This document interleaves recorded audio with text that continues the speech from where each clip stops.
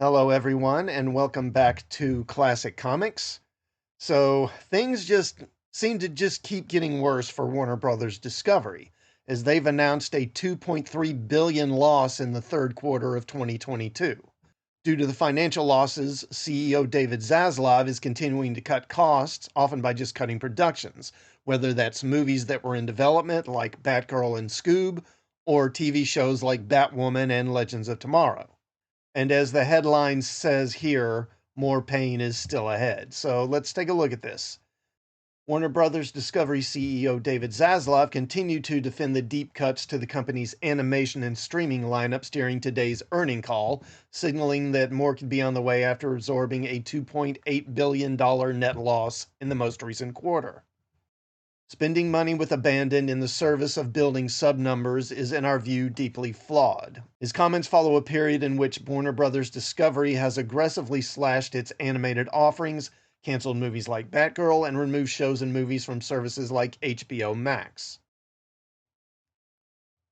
Zaslav defended these cuts, saying, "We've learned what doesn't work, and that the service is getting the content that isn't working off." He reiterated WB Discovery's stance against direct-to-streaming movies, saying they do almost nothing for viewership and retention, and that Warner Brothers Discovery would be focusing on franchises going forward.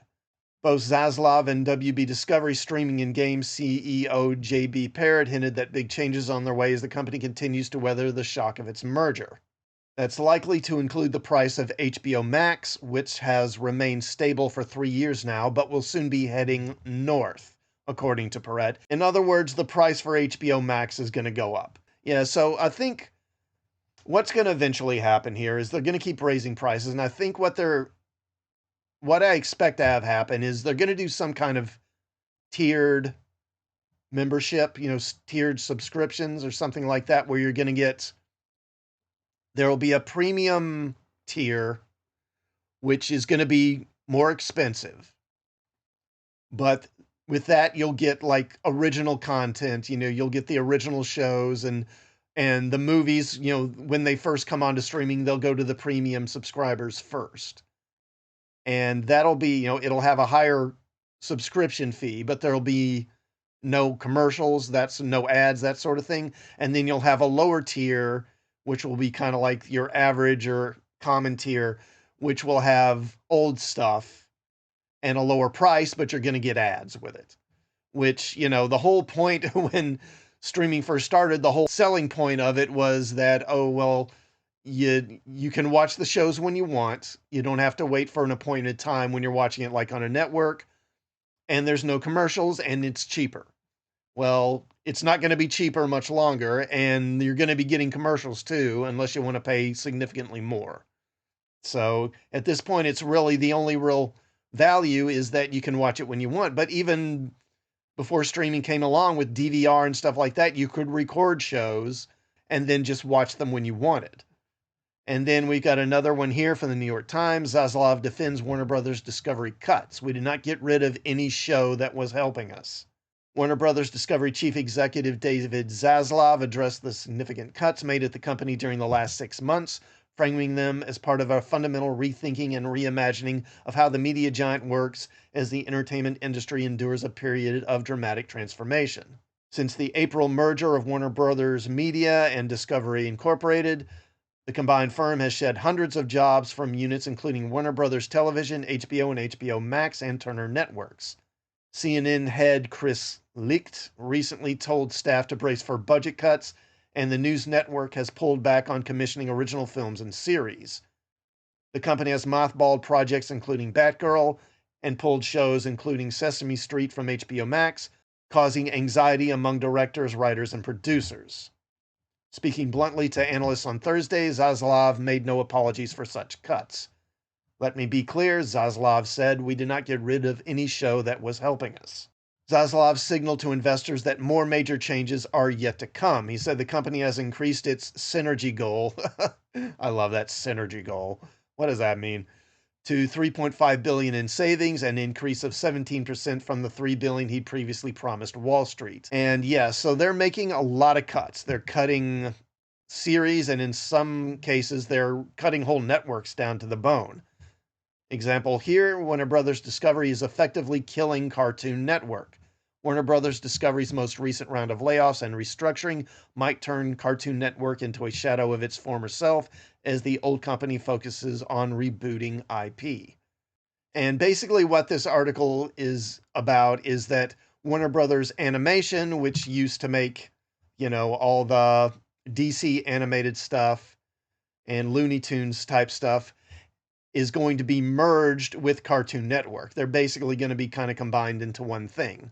In all likelihood, Warner Brothers Discovery intends to keep the Cartoon Network brand alive, the same way that it probably wants to keep the HBO name around. At least somewhere, perhaps as a tab on whatever platform HBO Max and Discovery Plus are about to become. And now we finally have an idea of what kind of stuff David Zaslav wants Warner Brothers Discovery to make. During Warner Brothers Discovery's Q3 earnings call, CEO David Zaslav doubled down on the company's recent move to slash existing programming.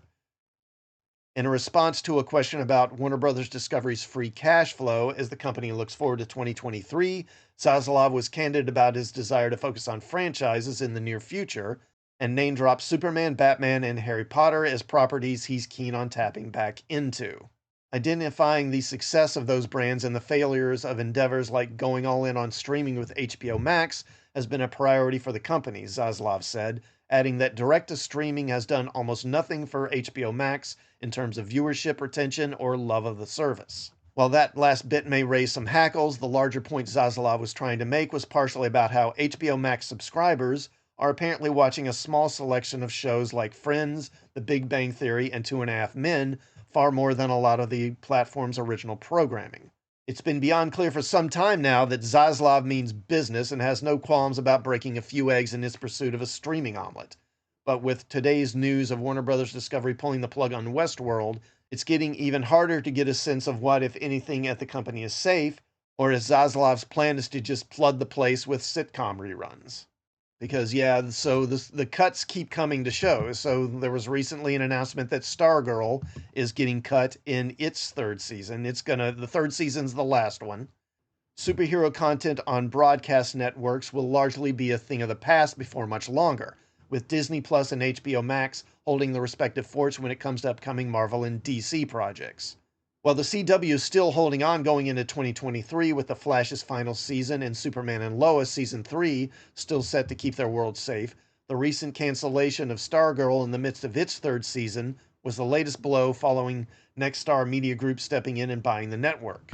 Now details of Nexstar's original content plans are being reported, and it sounds like Superman fans need to start going hard on pleas for HBO Max to save the series.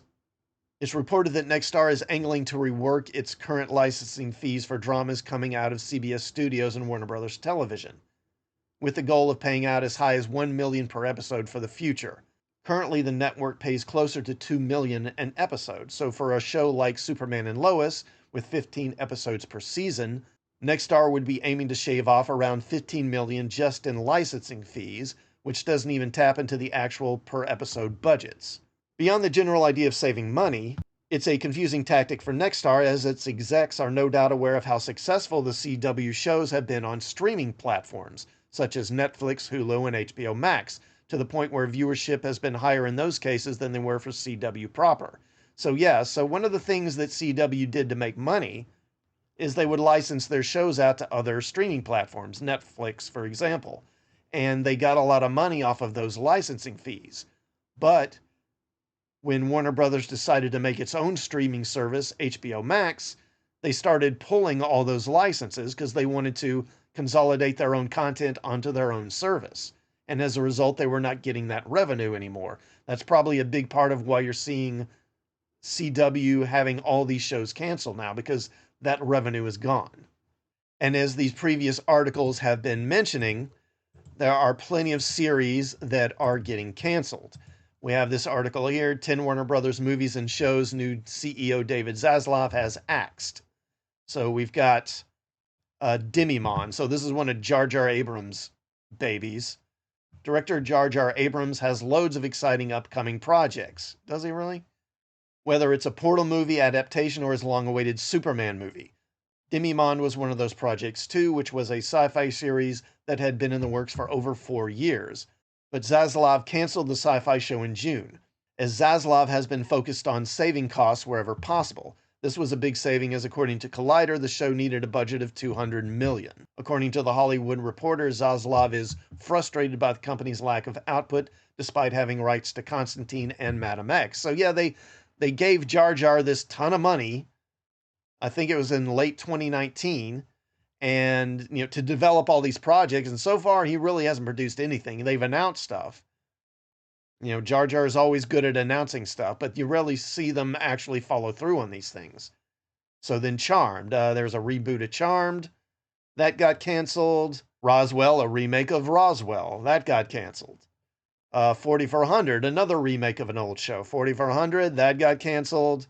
Naomi, okay, yeah, so Naomi, this is a DC character that was introduced, what, 2, maybe 3 years ago, and she's got to have some kind of a record for shortest time from being introduced in the comics to getting her own show, but it's a show that nobody watches anyway, and that's getting axed too. Oh yeah, and this Wonder Twins thing, whatever. I mean, all the properties you have, why are you doing Wonder Twins? I just don't get it. And then this Raised by Wolves show, I've never watched this. I've heard it was good from some people, but they've cut it probably because it was expensive. And then this In the Dark, this show, apparently this is about a blind woman who sets out to solve the murder of her friend. Never heard of it. And then this Scoob 2 Holiday Haunt movie. And of course, Batgirl. Yeah, so lots of cuts, and more cuts are coming, it looks like. But hopefully we'll hear about a Superman project with Cavill here in the next year, and hopefully other good stuff coming. Anyway, please do like this video, and please do share and subscribe. And if you have any comments on David Zaslav and his running of Warner Brothers Discovery, please let me know in the comments. And also, please hit the bell for notifications, and I will see you all next time. Thanks for watching.